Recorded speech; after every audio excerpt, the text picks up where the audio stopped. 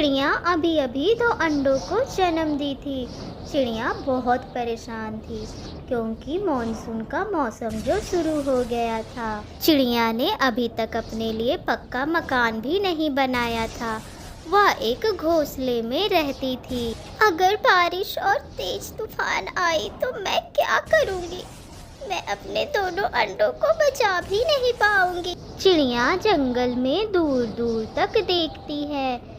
चारों तरफ अंधेरा कोहरा छाया था और बादल ही बादल नजर आ रहे थे। मौसम बहुत खराब हो चुका था। ऐसा लग रहा था कि बारिश किसी वक्त भी हो जाएगा और तूफान भी आएगा। थोड़ी ही देर बाद मीनू चिड़िया टुनटुनी से मिलने आती है और बोलती है, मैं बहुत चिंता में हूँ टुनटुनी। मैंने इस बार अपने लिए पक्का घर नहीं बनाया है। मेरा घोंसला भी बहुत कमजोर है। मीनू चिड़िया, मैं तो पेट से थी, अंडे देने वाली थी, इसीलिए मैं खुद के लिए पक्के घर नहीं बना पाई।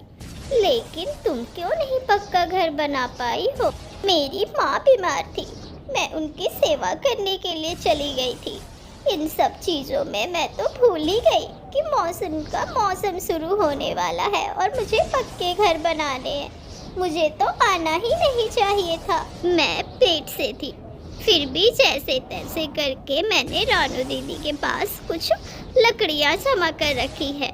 अगर कल मौसम साफ रहेगा तो मैं अपने लिए पक्के घर बना लूँगी। अगर मेरा घर बन जाएगा तो तुम मेरे पास आके रहने आ जाना। भगवान ने चिड़िया की आवाज़ सुन ली थी। उस दिन बारिश नहीं होती है, ना ही तूफान आता है और दूसरे ही दिन बहुत ही खूबसूरत मौसम भी था। चिड़िया के दोनों अंडे भी सुरक्षित थे। भगवान का लाख लाख शुक्र है, मेरे दोनों बच्चे सुरक्षित हैं। अब मैं आज अपना पक्का घर बना लूँगी। मीनू चिड़िया का भी घोंसला बच जाता है। वह सुरक्षित तरीके से अपने घोंसले में आराम कर रही थी। दूसरी ही तरफ टुनटुनी अपना घर बना रही थी। वह जल्दी जल्दी काम करती है और अपने लिए घर बनाना शुरू करती है। बहुत मेहनतों के बाद वो अपने लिए एक पक्का और सुंदर मकान बना ही लेती है। मॉनसून का महीना अब शुरू हो जाता है, लेकिन टुनटुनी को अब ज़रा भी डर ना था क्योंकि उसने अपने लिए पक्का और मजबूत मकान जो बना लिया था। वो आराम से बारिश का मज़ा लेती है और अपने अंडों को गर्म करती है। पर सभी चिड़ियों के लिए यह मौसम सही नहीं था। मीनू चिड़िया बारिश में भीग रही थी और तेज़ तूफान का सामना भी कर रही थी। तेज़ तूफान बहुत ज़ोर का था। मीनू चिड़िया को बहुत डर लग रहा था। थोड़ी ही देर बाद मीनू चिड़िया का घोंसला पानी के बहाव में बह जाता है। मीनू चिड़िया अपने घोंसले को दूर पेड़ से देखे जा रही थी और रो रही थी। यह मौसम और भी पंछियों के लिए अच्छा नहीं था। गौरी कौवी का भी घोंसला पानी में गिर जाता है और टूट जाता है। कालू जी, जरा अच्छे से देखे, मैंने वही दाने रखे थे। बहुत तेज की भूख लगी है। इस बारिश में बिना खाए पिए मैं सामना ना कर पाऊंगी। तूफान इतना तेज का था कि गौरी और कालू का घोंसला भी टूट जाता है। वो दोनों भी काम चोर थे, अपने लिए पक्का घर बनाया ही नहीं था। कालू जी, जरा अच्छे से देखिए ना, दाना आपको मिल जाएगा। मैंने बीच में ही रखा था दाना, आप जरा वहाँ देखें। गौरी, मैं बहुत अच्छे से देख चुका हूँ, चारों तरफ देख चुका हूँ, उलट पलट के भी देख चुका हूँ। मुझे लगता है तुम्हारा दाना पानी के बहाव में बह गया। गौरी, क्या तुम्हारा घोंसला भी टूट गया है? तुम भी इस मॉनसून में बेघर हो गई हो और बारिश में भीग रही हो। हाँ बहन, मेरा जो पति है ना, वो बहुत कामचोर है। बहुत बार कह चुकी घर बना लो, पर मेरी सुनता ही नहीं है। पर अब तुम क्या करोगी गौरी? कहाँ जाओगे इस तूफान में? अब तो घर भी बनाना मुश्किल हो जाएगा। कहाँ जाओगी तुम? मैं और कालू जी तो अपना कुछ न कुछ इंतजाम कर ही लेंगे, तुम अपने सोचो। मैंने सुना है तुमने भी इस बार पक्का घर नहीं बनाया है। क्या तुम्हारा भी घोंसला टूट चुका है? हाँ, मेरा भी घर टूट गया है, बेघर हो गई हूँ मैं। लेकिन टुनटुनी बहुत अच्छी है। उसने कहा था कि अगर ऐसा होगा तो तुम मेरे पास आ जाना। वो अपने लिए पक्का और सुरक्षित मकान भी बना चुकी है। मैं तो उसी के पास जा रही हूँ। तुम चाहो तो तुम भी मेरे साथ चल सकती हो। वह बहुत अच्छी है, वो तुम दोनों की भी मदद ज़रूर करेगी। मीनू चिड़िया दोनों कौवों को भी अपने साथ लेकर जाती है। टुनटुनी के दरवाजे पे आवाज़ लगाती है। टुनटुनी बाहर आती है। मीनू चिड़िया बाहर भीग रही हो, चलो जल्दी से अंदर आओ। बहुत तेज तूफान है, मैं और ये बच्चे भी अभी अकेले हैं। वाह, यहाँ तो बहुत आराम ही आराम है। यह गर्माहट कितना अच्छा लग रहा है। अगर गरम गरम पकौड़े मिल जाते तो मज़ा ही आ जाता। कालू जी, जब मैं आपको इतने दिनों से मकान बनाने को कह रही थी कि घर बना ले तो आपने सुनी नहीं। अगर आप घर बना चुके होते तो वहाँ आराम से अपने घर में गरम गरम भोजन का आनंद लेते। ये घर भी तो हमारा ही है गौरी। टुनटुनी हमें थोड़ी ना निकालेगी। वो बहुत अच्छी है। वो मुझे अपने भाई की तरह समझती है। तुम आराम से रहो यहाँ। हाँ गौरी, तुम यहाँ आराम से रह सकती हो। तुम्हें कोई दिक्कत नहीं आएगी। मैंने भोजन भी जमा कर रखा है। तुम सब वो भोजन भी कर सकते हो। थोड़ी ही देर में टुनटुनी सभी के लिए भोजन लाती है। ये तो सूखे दाने हैं। सूखे दाने खा खा कर तो मेरे चोंच ही सूज जाते हैं। क्या तुम गरम गरम पकौड़े नहीं बना सकती? मुझे माफ कीजिएगा भैया, घर में पकौड़े बनाने की कोई सामग्री नहीं है। पेट से होने के कारण मैंने बस दाने ही जमा कर रखा है अपने घरों में। कालू जी, जो मिला है चुपचाप खा ले। वो आपका घर थोड़ी ना है। टुनटुनी सब आप ही को खिला देगी, कुछ अपने लिए भी तो रखेगी ना। मुझे माफ कर दो टुनटुनी, मुझे इन्हें अपने साथ लाना ही नहीं चाहिए था।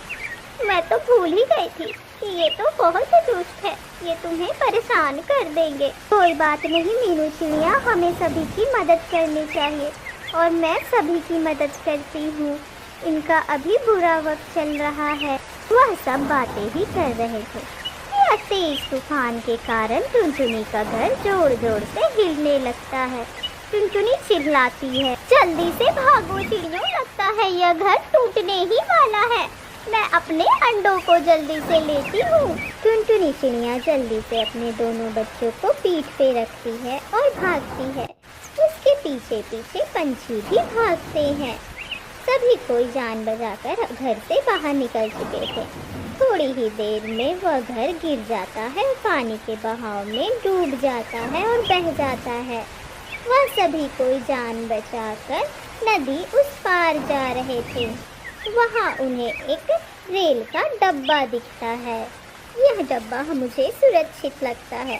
हम सब यहाँ आराम से रह सकते हैं। यह मॉनसून हमारा कुछ नहीं बिगाड़ पाएगा। सभी का रहने के लिए यह जगह पर्याप्त है। तुम्हें पता है चिड़िया, हमने अपना पक्का घर क्यों नहीं बनाया था? क्योंकि हमने सोचा था कि अगर हमारा घोंसला टूटा तो हम यहीं आकर रहेंगे। यह जगह सबसे पहले मैंने और कालू जी ने देखा था। जगह तो किसी ने भी देखा हो, पर रहने के लिए तो सुरक्षित है। हम सब यहाँ आराम से रह सकते हैं। नहीं, तुम दोनों यहाँ नहीं रह सकती हो। यह घर हमारा है और तुम दोनों को मैं रहने नहीं दूंगी। और अगर तुम दोनों ने ज़्यादा चीचू किया तो मैं तुम्हारे अंडे भी फोड़ दूंगी। इतनी जालिम भी ना बनो गौरी। जब तुम मुसीबत में थी तो टुनटुनी ने ही तुम्हारी मदद की थी, अपने घर पे रखा और भोजन भी दिया। और आज जब तुम देख रही हो कि उसके छोटे छोटे 2 अंडे हैं, फिर भी तुम मदद नहीं कर रही हो। गौरी, अगर मेरे बच्चे अभी अंडे में ना होते तो मैं तुमसे मदद नहीं मांगती। अभी मेरी मदद कर दो, बहुत मुसीबत में हूँ मैं। चलो भागो यहाँ से। तुम दोनों अपने घर पर रखती तो हम दोनों को मारना चाहती थी, इसीलिए रखा था ना। मैं तुम दोनों को अपने घर पे नहीं रखूंगी। चल भाग। गौरी, ऊपर वाला सब देख रहा है, देखना, इस किए की सजा तुम्हें जरूर मिलेगी। यह कह के दोनों नदी उस पार लौट चलते हैं और दूर जाते हैं। और कालू और गौरी उस ट्रेन के डिब्बे में आराम से बैठे हुए थे। और मॉनसून का आनंद ले रहे थे। ठीक किया गौरी, जो दोनों को भगा दिया। दोनों मुझे एक टूटी आंख नहीं भाती है। और नहीं तो क्या कालू जी, हमें सूखे दाने दिए खाने को, और तो और अपने टूटे घर में रखे। जान बच गई हमारी, वरना तो क्या पता नहीं क्या होता। उनके साथ तो ऐसा ही होना चाहिए था। किसी भी पंछी के साथ ऐसा नहीं करना चाहिए। हमारी जान बच गई आज। दोनों चिड़िया मदद के लिए रानू के घर जाती है। वह दरवाज़ा ठकठकाती है और आवाज़ देती है। रानू घर के बाहर आती है। वह जैसे ही दोनों को देखती है, वह दोनों को जल्दी से घर के अंदर भीतर ले जाती है। रानू दीदी, अभी आपकी मदद की बहुत ज़रूरत थी हमें, और ख़ासकर टुनटुनी को। कोई बात नहीं टुनटुनी, तुम यहाँ आराम से रहो जब तक तुम्हारे बच्चे बड़े ना हो जाते हैं और घर भी तुम्हारा बन नहीं जाता है।